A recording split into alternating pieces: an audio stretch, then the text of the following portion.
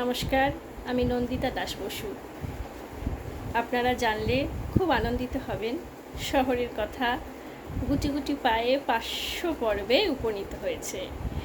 আজ সেই বিশেষ মুহূর্তে আমি আপনাদের কাছে স্বরচিত কবিতা পাঠ করে শোনাচ্ছি। আশা রাখি সাবস্ক্রাইব করবেন চ্যানেলটিকে। আমার কবিতা আমি পাঠ করে শোনাচ্ছি। কথা। কিছু কথা আসে চুপ থেকে বৈঠকে, কিছু শব্দেরা সোনা ঝরা চকচকে। একাত্ম মুহূর্ত বেশ দামি, কিছু ইচ্ছে হয়তো বা সমনামী।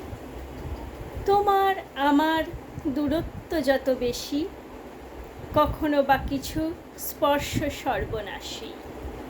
স্বপ্ন ছুঁয়েছে আকাশটাকে, দেখো সম্পর্ককে সাবধানে আগলে রাখো। কিছু নেশা থেকে যাওয়াই ভালো, শেষ বসন্তে রয়ে গেছে কিছু আলো। অভ্যাস বড় খারাপ তুমি তো জানো, কিছু লেখা প্রাণ পেতে চায় শোনো। একটা সময় একা থাকাই শ্রেয়, যত দূরত্ব তত ভালোবাসা প্রিয়। জানো তো সময় বড় স্বার্থপর, হারিয়ে যাচ্ছে একান্নবর্তী ঘর।